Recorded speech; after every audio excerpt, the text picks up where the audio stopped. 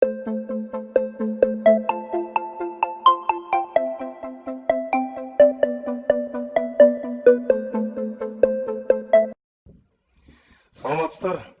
урматтуу депутаттар, урматтуу Дастанбек Артыбекович. Үйүн айына кошумча алынчам жок, мен ушу трибунадан айтып коеюн деп атам.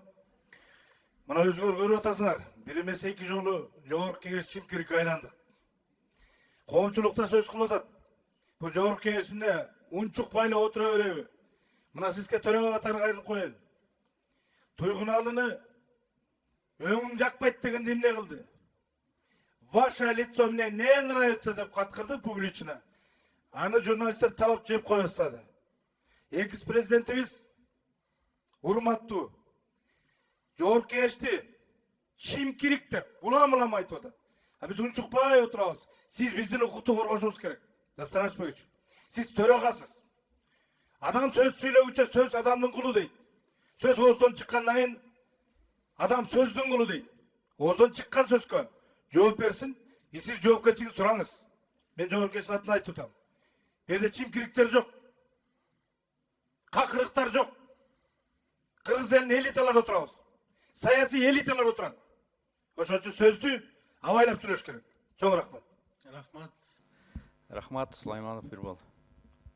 Урматтуу коллегалар, мен кече өзүм баракчама жаздым эле. Экс-президент деген статусун көтөрө албай жатат деп.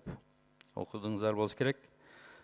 Эгерде экс-президент жумуштан кеткенден кийин, мөөнөтү бүткөндөн кийин унчукпай өзүнүн жумушун жасаганда Роза Исаковна окшоп, эч ким унчукпайт эле. Экс-президент жөн жата албай, мамлекетти дүрбөлөңгө салып, 3-чү революция кылган атат. Ошон үчүн айтып атабыз. Убагында айтпадыңар дебегиле. Убагында деле айтканбыз. Өзүнүн иштеп 6 жыл убактысында айтып турганбыз. Мына бүгүн кеткенден кийин айтып атат Сулайманов дегенден мен убагында айтканмын. Убагында айтпагандар бүгүн айтып атканын айтып атам. Урматтуу төрага, биз генеральный прокуратурага, башкага төңкөбөй, жогорку кеңештин колунда эмне бар, ошо чечимди бүгүн кабыл алайлы. Иса Шешенкулов, сизге да кайрылам. Коалициянын жетекчиси катары. Жогорку кеңеш бу жерде сүйлөп, Атамбаевдин, экс-президенттин статусун, анын эмесин, рейтингин көтөргөндөн көрө биз чечим кабыл алалы. Мыйзам чегинде Алмамбет Насырканович айткандай, ошол маалда бүтпөй калган. Ошону бүгүн точкасын коелу дагы, узурпация дейбизби, башка дейбизби, бүгүн чечим кабыл алып туруп, жөнөтөлү генеральный прокуратурага. Тез аранын ичинде ошол болгон иштерге, бүгүн болуп аткан, жүргүзүп аткан иштерине, өткөн иштерге баа берсин деп. Бүгүн биз бир мыйзам чегинде чыгарып берели дагы жөнөтөлү. Урматтуу төрага, сиз ушунун азыр акылдашыңыз, юристтериңиздер менен коалициянын жетекчилерин, фракциянын жетекчилерин чогултуңуз, кандай кылабыз? Акылдашайлы дагы бир чечимге келели. Жөн эле сүйлөп, жөн эле рейтингтерин көтөрүштүн кереги жок. Рахмат, сунушту эске алабыз. 6-чы микрофон анан 3. Кадырлуу кесиптештер, бул сөз айтылыш керек болчу, туура айтылды. Бирок парламентти мазактоо 8 июнда башталган жок. Парламентти мазактоо 2016 жылдын октябрында антиконституциялык конституцияны кабыл алганда башталган. Андан кийин ар бир фракцияга ат коюп чыккан ошо президент ушул жерден туруп алып. Бирөөңүздөрдү алка магнаттардын фракциясы, бирөөңүздөрдү молдолордун фракциясы, бирөөңүздөрдү мародерлордун фракциясы, бирөөңүздөрдү шулуун ишкерлердин фракциясы, бирөөңүздөрдү тегрименчилердин фракциясы деп. Ошондо башталган. Бул ошонун уландысы. Мен айтайын деген башка кеп. Урматтуу депутаттар, бул эмоция 3 күндөн кийин таркайт. Бирок тарых, документ анан статистика менен иштейт. Муну айтып жатканым, азыр Кыргызстанда бир да философиялык, политологиялык, юридикалык словарда Акаевка берилген баа жок. Саясий документ жок. Бакиевке берилген да саясий документ жок. Ошону мен 1 жыл мурун айттым эле. Ушул жактан экс-президент Атамбаевдин 7 жылдык ишмерлигине саясий баа бере турган саясий документ керек. Ошол элдин баасы болот. Ошол окуу китептеринде, ошол энциклопедия калат. Буну мен эртең унутулат. Бул күнүмдүк конфликттен чыккан нерсе. Ошону ушул парламент уюштурса, күзде эксперттерди, философторду, политологторду, юристтерди чакырып нукура баасын берсек, кийинки муунга керек. Экинчи жагдай азыр баарыбызга кыйын.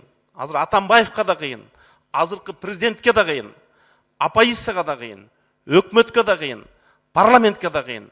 Бирок ачууга алдырбай, азыр Батукаевдин диагнозу бул кыргыз мамлекеттүүлүгүнүн фундаменти өтө бош экенин далилдеп койду. Биз президент менен биригип мамлекеттүүлүктү бекемдөө боюнча документ кабыл албасак, эртең кеч болуп калат.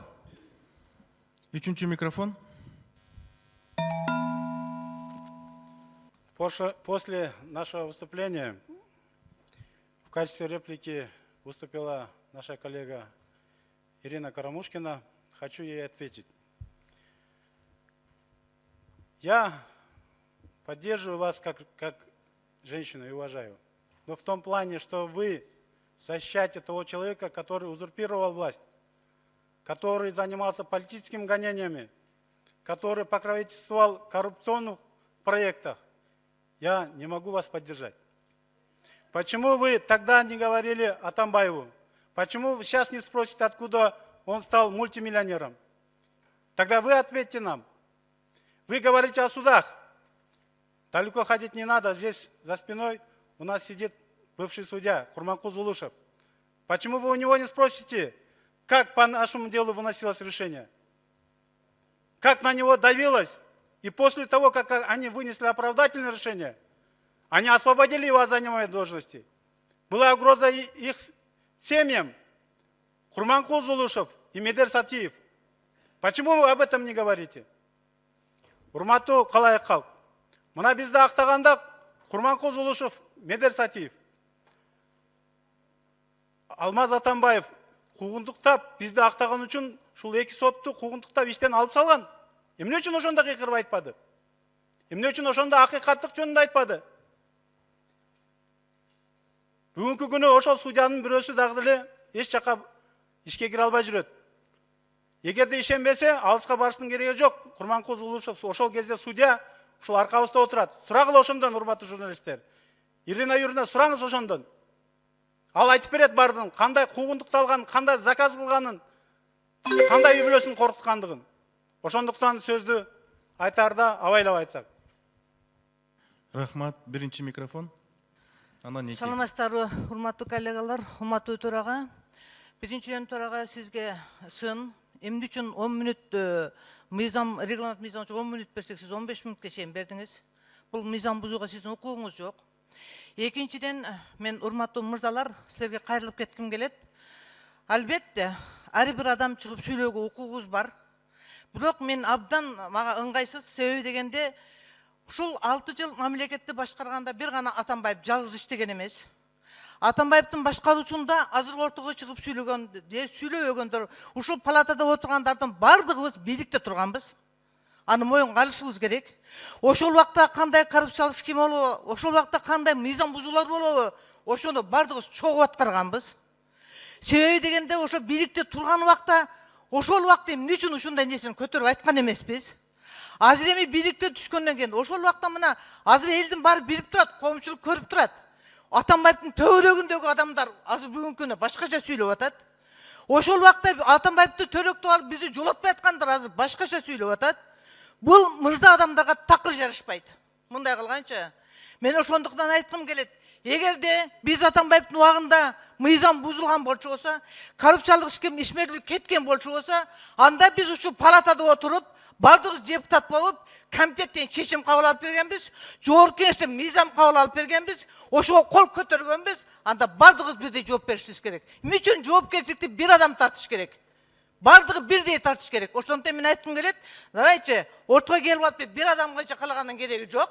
Жаткан адам тепкилегендиктен бардыгыбыз чындап жигитчилик болчу болсо, бардык мыйзамды бирдей тарталы. Экинчи микрофон. Рахмат, төрага. Мен ушул Алмамбет Шыкмамбатовдун айтканына жооп берейин деп атам. Урматтуу Алмамбет иним, мен сүйлөйүнбү, сүйлөбөйүнбү, сенден уруксат сурабайм, биринчиден. Экинчиден, ошол мезгилде жана баррикадаларда, митингтерде сен дагы, мен дагы, Текебаев да барысын чогуу жүргөнбүз. Мен эле шайлаган эмесмин президент кылып. Сен да салымың бар. Текебаевдин да салымы бар. Ал бийлик келгенден кийин колдодук да. Өзүң да колдогоңбу? Колдодук туура. Бийликте турду да. Берген сунуштарын колдодук. Фракциянын жетекчиси катары колдодук. Бирок эми мөөнөтү бүткөндөн кийин бүгүн көрүп атабыз да эмне болгонун. Эми азыр мына урматтуу мага чейин коллега сүйлөп атат, жаткан эмени тепкилеп. Ал жатып алып бизди тепкилеп атат кайта. Жөн жатпай. Жата берсе ешким тийиш керек эмес. Бүгүн ошо камалган балдардын убалына калып атат. Бүгүн митинг уюштуруп, ошол жакындарынын, ошо камалган балдардын жакындарына актанып, асмандан түшкөн аппак нерсе кишидей болуп атпайбы? Угуп отурсаң, такыр эч бир асмандан жаңы түшкөн кишидей да. Мен да кугунтук көргөм, Алмамбет иним. Мен да 1 жыл жүрдүм тергөөдө. Түптүс жерден. Аларга окшоп бир эгерде чарчы метр жер алсам, анда жоопко тартсын. Бүгүн тынч жашайлы деп атам. Мамлекет үчүн деп, эл үчүн, элди бөлбөйлү, жарбайлы деп. Мына ушундай маселе. Рахмат.